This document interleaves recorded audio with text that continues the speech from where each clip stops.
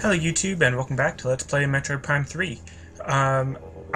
Someone did actually help and give a suggestion for how to make the game in the right format for 16 by 9 or the right anamorphic thing that I don't remember because I'm very not knowledgeable about such things. But when I tried to actually fix the problem, it looked great when I was just playing the game.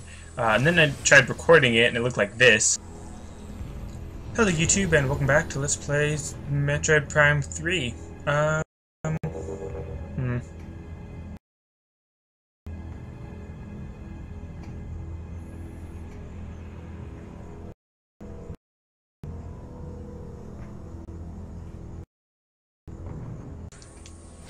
So obviously that's not going to be an option. So this thing is kind of cool. I think, yeah, it's just one regular shot. You don't have to, wait,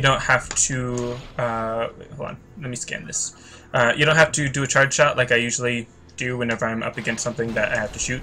But you just have to shoot it within enough time. And let's see, can I scan this? Yeah, I've already scanned them.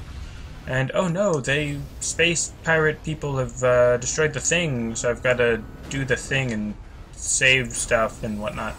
And look, enemies that I have to scan. I don't think I remember scanning them because I followed my own advice that you guys have said that I could do. And I played like 20 minutes ahead, well actually like 30 minutes ahead, just so that I know what a decent stopping point for the episodes would be. And that also helps me know what I'm doing a little bit more so that I can actually get through more of the game within those 30 minutes. And then, you know, have a better episode for you guys. So these enemies just spin around and then stop. So I mean, I guess I could just sit around and wait for them to start shooting and then start firing on them afterward, or just try to track them like that. But obviously my aim is still terrible. And there's more of them. Forgot about that. Let's see. So this episode, I don't think I'm actually going to be stopping at a save point, or if I do, it would be a bit of a shorter episode, or because if I do, it would be a bit of a shorter episode. So I'm going to let that be a little bit of a foreshadowing for where this is going to end up. If you already know this game pretty well, then obviously you can just already assume where it's going to be. And you know what, I'm going to try to not scan everything so much to save a bit of time, and just because I really don't need to scan everything. I just need to scan specific things, which is probably what I'm going to be trying to pay more attention to the next time that I play ahead, so that I know what exactly it is that I'm trying to scan, or need to scan, or whatever. So anyways, I gotta make sure you don't just fall into that hole. I'm assuming you die if you fall into that hole, and of course after I just said I wasn't going to scan everything, I just scanned the first thing in front of me, and bleh. Anyways, put my hand on the thing. It'd be kind of cool if I could like move the nunchuck to place my hand on it or something, but that'd be a little bit too gimmicky. So anyways, let's see. So in case you forgot, because it's been a while since my last episode, my objective...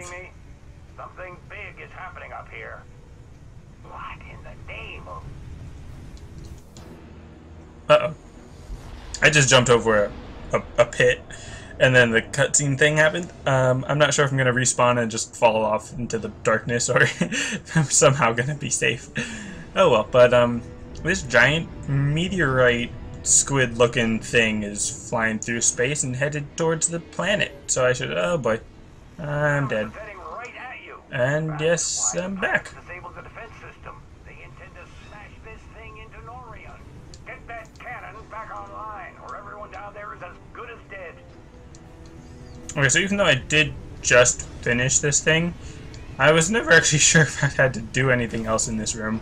I guess I don't, because I can just leave and continue on and whatnot, and I'm just going to run past these guys. I don't need to defeat everyone, because, I mean, I don't gain experience from it, do I? I don't think... no, I don't gain any experience. And oh no! These people, they're being shot! I gotta help and save them! Because, you know, they're space pirates, and they're dangerous, apparently. But then this guy is like, oh hey, I better go into Hulk mode. And by Hulk mode, I just mean he does this thingy that kind of makes him Super Saiyan. And then, huzzah, why didn't he do that earlier? Which it kind of makes sense why he doesn't do that earlier, because it explains what it is he has actually doing later. But anyways,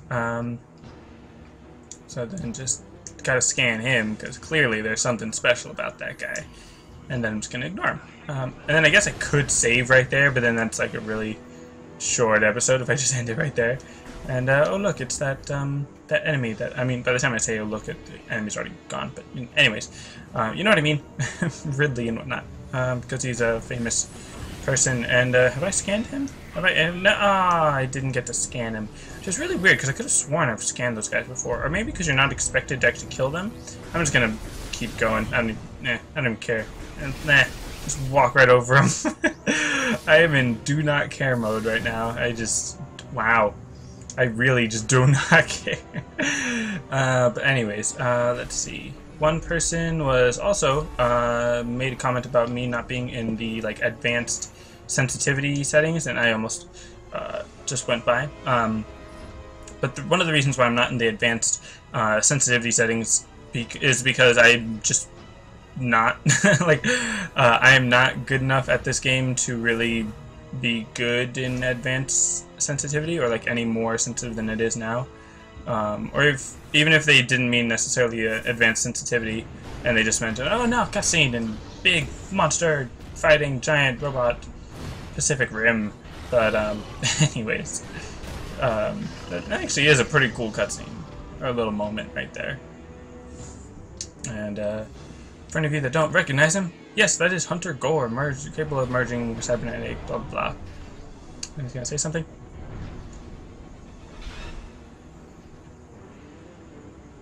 This one has finished following us. Go on ahead. I will stay here and protect the area. I shall do that, sir. As long as you keep talking so I can... Quick, generator C.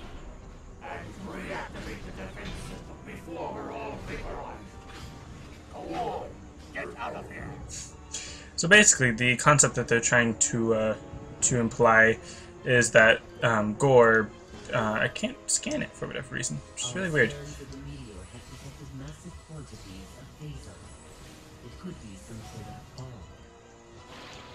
But so what the point that they're trying to get across is that that guy Gore, the mechanical robot dude, is capable of fusing with robots and stuff, and I actually can't get through this right now because it requires a thing that I don't have.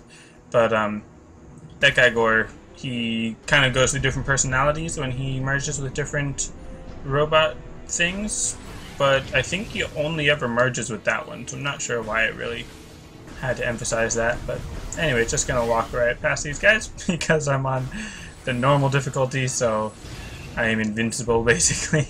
I'm not actually invincible, but you know, I like to pretend I am just because this game just... Wait, hold on. Was I supposed to... Was that bad? I think it was, yeah. I did not go where I needed to go. Not sure why I thought that dropping down there was where I needed to go. But anyways, so then just jump over here. That's right, you gotta go through this way. Because even though I did just play this part, I did play like 30 minutes of it, so, I mean, this one specific room is not exactly the most clear in my memory and whatnot.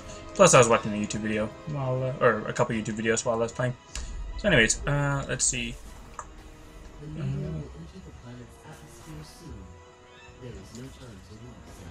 Oh, there's plenty of time to lose. I could literally spend like an hour or 5 just running around. And oh look, I'm stuck. Better use my morph ball bomb.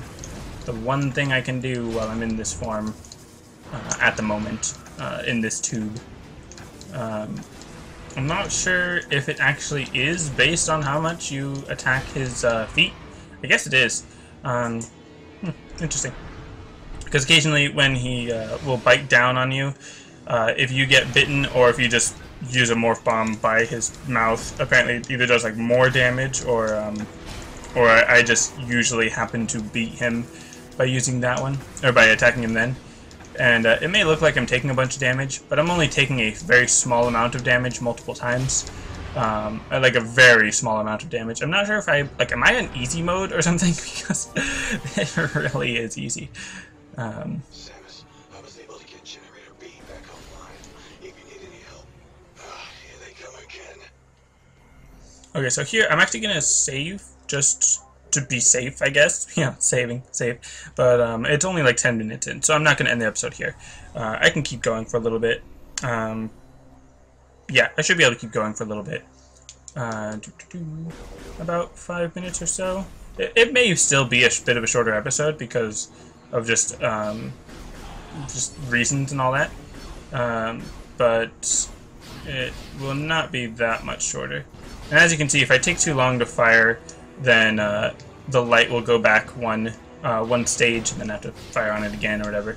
So it's kind of interesting, you know, a bit of a test of skill. And oh no, there's more space pirates than I could possibly take on. And what's this? One of the space pirates are going rogue and defeating the others, and they're confused. And what is this treachery?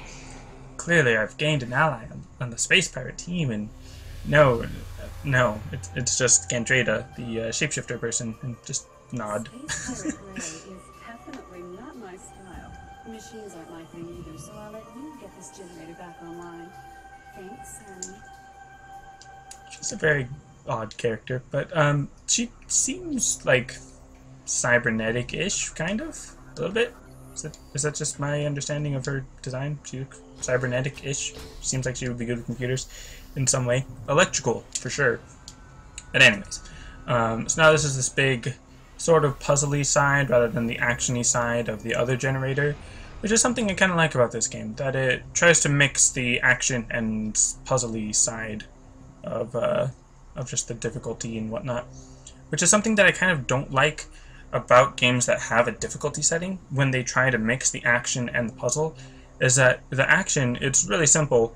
I wouldn't necessarily say it's the best way to... Our efforts to slow the meteor have failed. We must hurry. But, anyways, what was I saying? It's pretty simple, maybe not the best way, but pretty simple to raise the stakes or raise the difficulty of an action game in a game like this, specifically a shooter game, but also like hack and slash type of games, simply by reducing the amount of damage you do to enemies and increasing the amount of damage enemies do to you. That's a very simple way to raise the difficulty, because you have to be better at not getting hit and be better at hitting people. But then the same kind of logic doesn't really apply to puzzle games, because obviously puzzles aren't necessarily a game of numbers. I mean, obviously you can have number puzzles, but it's not about the value of, you know, a number, the way that like damage is just a value of numbers, like, you know what I mean? It's like you can't simply make a puzzle harder by having to run a farther distance in the same, or in a extended amount of time. Like, do you know what I mean?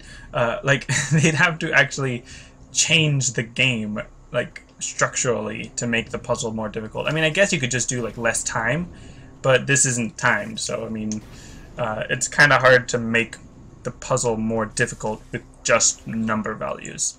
But anyways, this is actually where I'm going to end the episode, because Ridley is here and is about to attack and destroy me, and oh no, that's going to be it for this episode. Cliffhanger. Tune in next time to find out what's going to happen, and that's it for this episode. Thanks for watching. See you next time.